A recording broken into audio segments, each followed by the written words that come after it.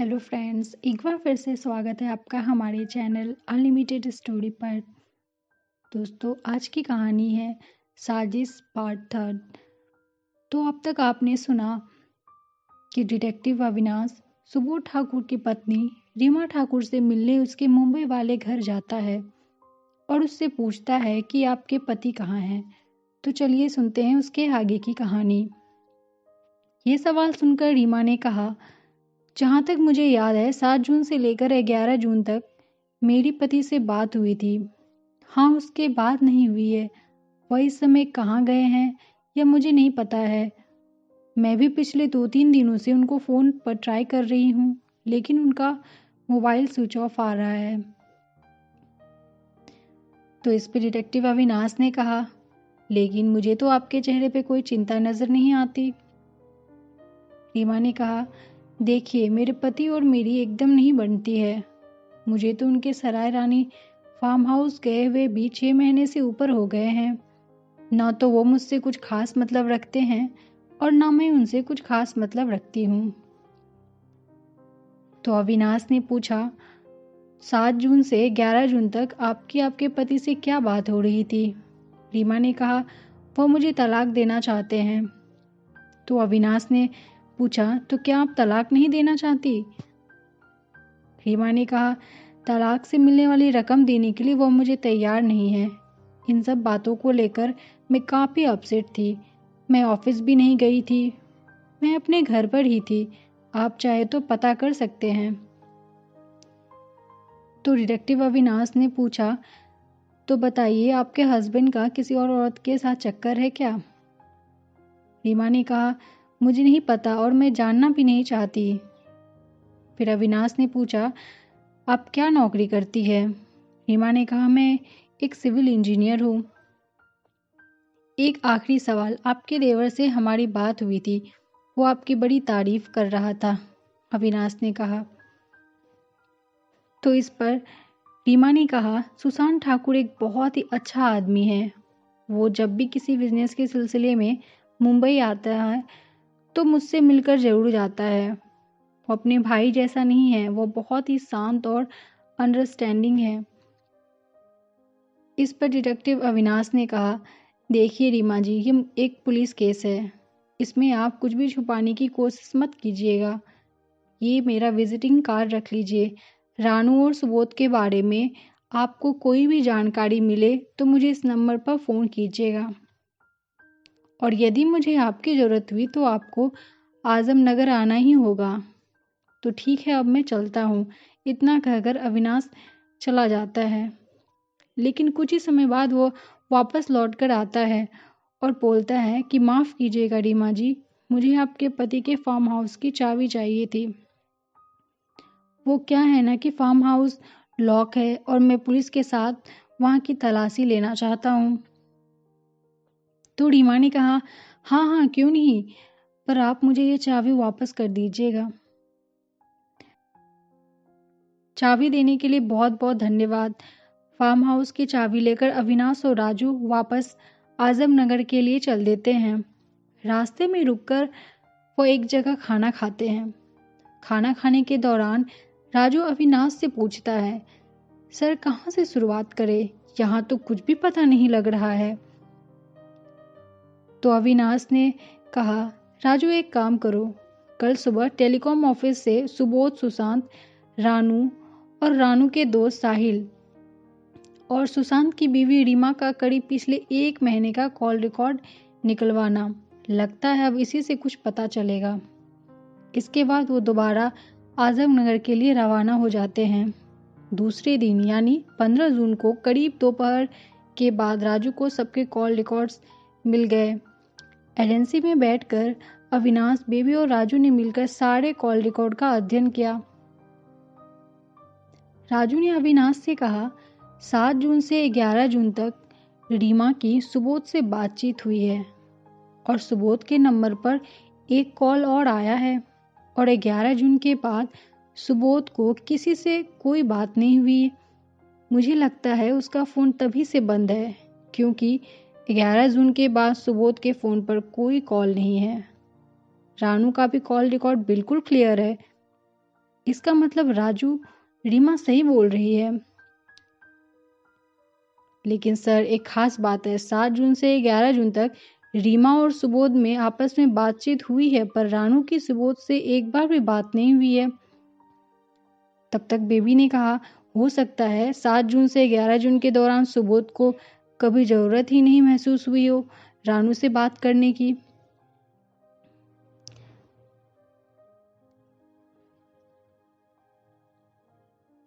तो फिर राजू ने कहा, लेकिन सर, केवल इन दिनों में अचानक ऐसा क्या हो गया कि सुबोध को एक बार भी ज़रूरत महसूस नहीं हुई रानू से बात करने की, जबकि 7 जून से पहले वह हर दिन रानू से बात करता है, और वो भी कई बार। आखिरकार रानू सुबोध के फार्म हाउस का केयर टेकर है। इस पे बाद में गौर करेंगे, बाकी फ़ोन रिकॉर्ड्स क्या कहते हैं, अविनाश ने पूछा। तो राजू ने कहा, सुशांत का भी फ़ोन रिकॉर्ड बिल्कुल साफ है। पिछले 30 दिनों में सुशांत ने सुबोध से कोई भी बातचीत नहीं की है। अलबत्ता सुशांत ने रीमा ठाकुर से ज़रूर 3-4 बार बातें की है, लेकिन वह कॉल मुश्किल से 1 या 2 मिनट की ही है। और सर, रानू के दोस्त साहिल की रानू से लगातार बात होती रही है, और यह बात साहिल ने कबूला भी था कि उसकी रानू से अक्सर फ़ोन पर बात होती है, और वह रात में भी अक्सर मिलते हैं। इसका मतलब राजू, रीमा, सुशांत और साहिल भी शक के दायरे में फ़िलहाल नहीं है। तब तक बेबी बोली, सर, एक बात है, 7 जून से 11 जून के दौरान रीमा के अलावा सुबोध को जिस नंबर से कॉल आया है, उस नंबर से सुबोध की 7 जून से पहले भी लगातार बात हुई है, और यह कॉल अचानक 11 जून से सुबोध के नंबर पे आना बंद हो गया। अविनाश ने कहा, मतलब 7 जून से पहले सुबोध ने इस नंबर पर लगातार फ़ोन किया है, और इस नंबर पर लगातार फ़ोन आया भी है। इस नंबर को नोट कर लो और यह पता करो कि यह नंबर किसका है। उसका एड्रेस वगैरह ले लो। और कोई ख़ास बात? तब तक बेबी फिर बोली, रीमा की बात एक नंबर से लगातार हो रही है, और उस नंबर पे भी फ़ोन आ रहा है। राजू, यह नंबर भी नोट कर लो। इन दोनों नंबर के बारे में जानकारी हासिल करो, अविनाश ने कहा। तो लेकिन सर, क्या आपको कुछ इसमें संदेह लग रहा है? अविनाश बोला, 1-2 बातें हैं जो मेरे मन में थोड़ा खटक रही है। सुबोध की रानू से लगातार बात होती रही है, लेकिन 7 जून के बाद इनमें कोई बातचीत नहीं हुई है। सुबोध की एक नंबर से लगातार बात हो रही थी, लेकिन 11 जून के बाद उस नंबर से भी बातचीत बंद हो गई है, क्योंकि 11 जून के बाद सुबोध का फ़ोन बंद आ रहा है। देखने से तो यह लगता है कि सुबोध इन दोनों के टच में सबसे ज़्यादा रहा। राजू बोला, इसका मतलब सर, यही लगाया जा सकता है कि 11 जून के बाद सुबोध कहीं चला गया हो और अपना फ़ोन बंद कर दिया। अविनाश बोला, लेकिन क्यों? सुबोध का फ़ोन 11 जून के बाद से बंद आ रहा है। क्यों 7 जून से लेकर 11 जून तक उसने सिर्फ 2 लोगों से बात की, एक रीमा और दूसरा नंबर जिसका हमें पता लगाना है। क्यों उसने 7 जून से 11 जून तक रानू से बात नहीं की, जबकि रानू फार्म हाउस में मौजूद था? और 11 जून के बाद ना तो रानू का पता है और ना ही उसके मालिक सुबोध का। राजू, तुम एक बात और पता लगाना कि सुबोध की मोबाइल की लोकेशन क्या थी, खास करके उस समय जब उसने अपनी बीवी रीमा से बात की है। मेरा मतलब 7 से 11 जून के दौरान। ठीक है सर, मैं पता लगाने की कोशिश करता हूँ। उसके बाद बेबी और राजू अपने अपने काम में लग जाते हैं। रात को करीब 10 बजे राजू अविनाश के घर पहुंचता है। अरे राजू, तुम इस समय? राजू ने कहा, अरे सर, मैंने उन दोनों नंबरों का पता लगा लिया है। अविनाश ने कहा, अरे तो सुबह बता देते तुम भी ना। फिर इस पे राजू ने कहा, सोचा कि रात में आपको बताऊंगा और आपके साथ एक कप कॉफ़ी भी पी लूँगा, और थोड़ा बहुत इस केस पे डिस्कशन भी हो जाएगा। चलो आओ, टेरेस पे चलते हैं। अविनाश अपनी माँ को कॉफ़ी बनाने के लिए बोलकर टेरेस पर बैठ जाता है। राजू, क्या पता लगा? सर, सुबोध की लगातार जिस नंबर से बात होती रही, वह नंबर एक लड़की के नाम पर रजिस्टर्ड है। लड़की का नाम सोनाली है। और वह सराय राय, लड़की का नाम सोनाली है और वह सराय रानी में अपना एक ब्यूटी पार्लर चलाती है। पता भी उसी ब्यूटी पार्लर का दे रखा है। और दूसरे के बारे में बताओ। सुबोध की बीवी रीमा जिस नंबर से लगातार बात करती थी उसका नाम अमन है। उसने मुंबई का पता दे रखा है।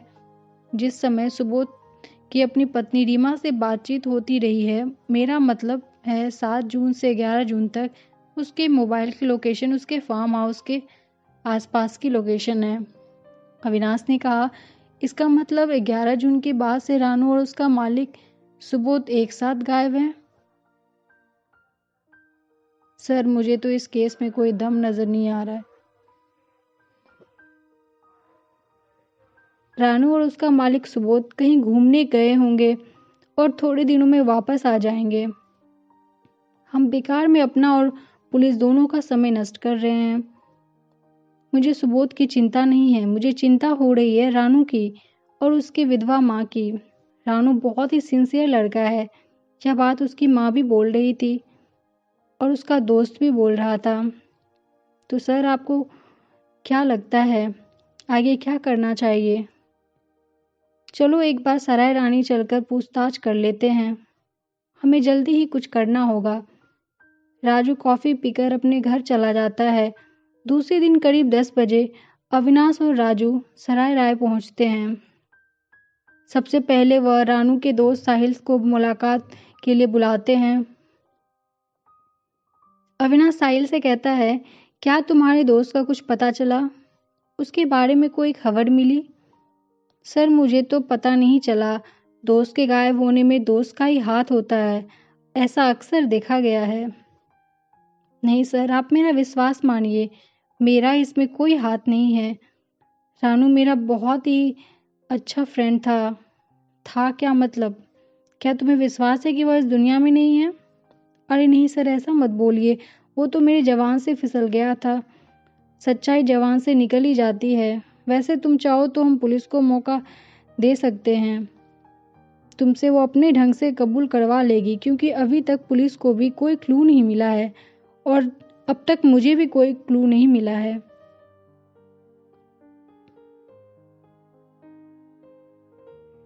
सर, इन सब में मुझको मत घसीटो, अविनाश ने कहा। अभी तो तुम कह रहे थे कि वो तुम्हारा घनिष्ठ मित्र है। लगता है तुम नहीं चाहते हो कि वो वापस आए। नहीं सर, मैं दिल से चाहता हूँ कि वो सही सलामत वापस आ जाए। तो जो कुछ भी रानू के बारे में जानते हो साफ साफ बता दो। सर, सराय रानी बाजार में एक औरत है सोनाली, वो ब्यूटी पार्लर चलाती है। वो एक अच्छी औरत नहीं है, 1-2 बार जेल में भी बंद हुई है। आसपास के लोग तो कहते हैं कि उसका सुबोध और सुशांत दोनों के साथ चक्कर है। कभी कभी सुबोध साहब की कार से रानू सोनाली को उसके घर फार्म हाउस में छोड़ जाता था। हाँ, इतना ज़रूर है कि मैंने अक्सर सुबोध ठाकुर के छोटे भाई सुशांत ठाकुर को अकेले में रानू से बात करते देखा है, पर उनके बीच क्या बात होती थी ये मुझे नहीं पता है। बस सर, इससे ज़्यादा मुझे कुछ नहीं पता है। और प्लीज़ सर, सुबोध और सुशांत ठाकुर इस शहर के बहुत ही रईस आदमी हैं। उनको अगर इनकी जरा भी भनक लग गई कि मैंने आपको सोनाली के बारे में बताया है तो मैं मुश्किल में पड़ जाऊंगा। आपका क्या है? आप तो पूछताछ के बाद आजमनगर वापस चले जाएंगे, लेकिन मुझे तो यहीं रहना है। तुम्हें कुछ नहीं होगा, घबराओ नहीं। वैसे अच्छा किया जो तुमने मुझे यह बात बता दी। इसके बाद अविनाश और राजू सराय रानी थाने पहुंचते हैं। इंस्पेक्टर कौशिक बहुत गर्मजोशी से मिलता है। उसने कहा, इंस्पेक्टर मनोज से मेरी बात हुई थी, वो आपकी बड़ी तारीफ कर रहे थे। आप परोक्ष रूप से पुलिस डिपार्टमेंट की बहुत ही मदद करते हैं। कुछ पता चला रानू के बारे में? नहीं, अभी तो पता नहीं चला, लेकिन एक बात बताइए, बाजार में सोनाली नाम की एक औरत का ब्यूटी पार्लर है। पता चला है कि वो 1-2 बार थाने में तलब भी की गई थी। आपने बिल्कुल सही सुना है। ब्यूटी पार्लर की आड़ में वो नशे का धंधा भी करती थी। इसी सिलसिले में पुलिस ने 1-2 बार उसके ब्यूटी पार्लर में छापा भी मारा था। उसकी पहुंच बहुत ऊपर तक है। वो चरित्र से बहुत अच्छी नहीं है, पर ये किसी का व्यक्तिगत मामला है, उसमें हम क्या कर सकते हैं? अविनाश बोला, पर हम लोग उससे पूछताछ करने के लिए जाना चाहते हैं। बिल्कुल चले जाइए, अगर आप चाहते हैं तो मैं भी चलूं। नहीं नहीं, अभी आपको चलने की ज़रूरत नहीं है, अभी मैं काफ़ी हूँ। ज़रूरत होगी तो मैं बताऊंगा। इसके बाद अविनाश और राजू सोनाली से पूछताछ करने के लिए उसके ब्यूटी पार्लर पहुंच जाते हैं। औपचारिकता के बाद अविनाश सोनाली से पूछता है, सोनाली जी, हम अभी अभी थाने से आ रहे हैं। मुझे पता चला है कि आप कभी नशे के धंधे में 1-2 बार थाने में तलब हुई है और अपने रसूख से आप बच भी गई है। सोनाली सब कपाते हुए बोली, पुलिस को गलतफहमी हो गई थी, इसलिए वह मुझे पकड़कर ले गई थी। अविनाश ने सोनाली को रानू की फ़ोटो दिखाई। क्या आप इस लड़के को पहचानती है? हाँ हाँ, क्यों नहीं, यह सुबोध ठाकुर के फार्म हाउस का केयर टेकर है। कितनी बार मुझे यह फार्म हाउस ले गया है, फार्म हाउस से घर छोड़ा है। कैसा लड़का है रानू? अविनाश ने पूछा। निहायत ही शरीफ और सज्जन लड़का है। वह 11 जून की रात से लापता है और सुबोध ठाकुर का भी फ़ोन 11 जून से स्विच ऑफ आ रहा है। सुबोध भी अपने फार्म हाउस में मौजूद नहीं है। सोनाली ने कहा, मैं भी उसका फ़ोन ट्राई कर रही हूँ, लेकिन फ़ोन स्विच ऑफ जा रहा है। यह सुनकर अविनाश ने कहा, लेकिन आपकी बात सुबोध से करीब 7 जून से 11 जून के बीच हुई है। सोनाली ने कहा, नहीं, 7 जून से 11 जून के बीच मैंने उसे फ़ोन किया था, पर रानू ही सुबोध का मोबाइल उठा रहा था। रानू बार बार यही कह रहा था कि सुबोध साहब कहीं बाहर गए हैं और 11 जून के बाद से तो सुबोध का फ़ोन बंद आ रहा है। अविनाश ने कहा, चलिए मान लेते हैं कि 7 जून के बाद से आपकी सुबोध से कोई बात नहीं हुई है, पर कॉल रिकॉर्ड से पता चला है कि आपकी सुबोध से काफ़ी बातचीत हुई है। सुबोध मेरे काफ़ी करीबी है। क्या मैं जान सकता हूँ कितना करीब? अगर मैं फार्म हाउस में उनके यहाँ रात गुजारती हूँ तो आपको समझ लेना चाहिए कि मैं कितनी करीब हूँ। ठीक है, एक बात पूछूँ, आप बुरा तो नहीं मानेंगे?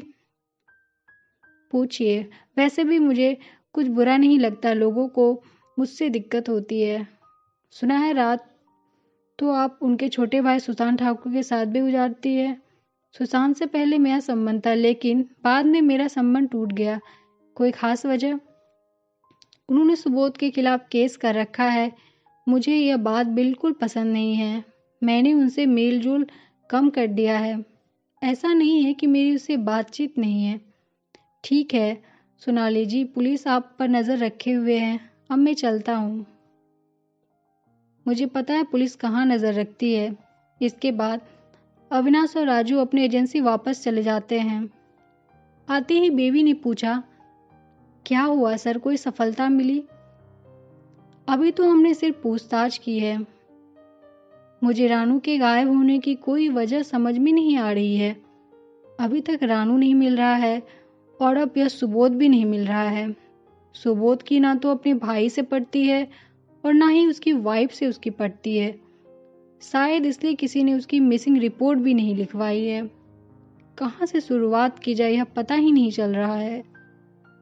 तब तक बेबी ने कहा, सर एक बात कहूँ, ऐसा तो नहीं कि रानू की हत्या हो गई हो और इसमें उसके मालिक सुबोध ठाकुर का हाथ हो और रानू की हत्या के बाद से सुबोध फरार हो गया हो। हत्या की कोई वजह भी तो होनी चाहिए। अविनाश ने कहा। तो बेबी ने कहा, हो सकता है रानू का सोनाली से कोई संबंध हो गया हो, क्योंकि राजू सोनाली को ले जाता था और लेकर वापस भी आता था सुबोध के पास। क्या सुबोध ने कभी रानू को उसके छोटे भाई सुशांत के से बात करते देख लिया हो और यह बात सुबोध को अच्छी ना लगी हो और सुबोध रानू का मर्डर करके फरार हो गया हो? क्योंकि अभी तक हम लोग सिर्फ गायब होने के बारे में सोच रहे हैं, जबकि हमें कत्ल की संभावना पर भी विचार करना चाहिए। रानू को गायब हुए काफी दिन हो गए हैं। तब तक राजू ने कहा, यदि सुबोध ने रानू की हत्या की है तो उसकी लाश हमें मिलनी चाहिए। अविनाश बोला, लाश तो सुबोध कहीं भी फेंक सकता है। राजू ने कहा, लेकिन सर हमें कम से कम उस फार्म हाउस की तलाशी तो लेनी चाहिए। फार्म हाउस की चाबियां सुबोध की वाइफ रीमा से लेकर आई ही है। चलो ऐसा करके भी एक बार देख लेते हैं। अविनाश इंस्पेक्टर मनोज को फोन मिला देता है। तो दोस्तों ये थी अब तक की कहानी। इसके आगे की कहानी अगले भाग में। अगर कहानी अच्छी लगी हो तो इसे लाइक करें और मेरे चैनल को सब्सक्राइब करें। धन्यवाद।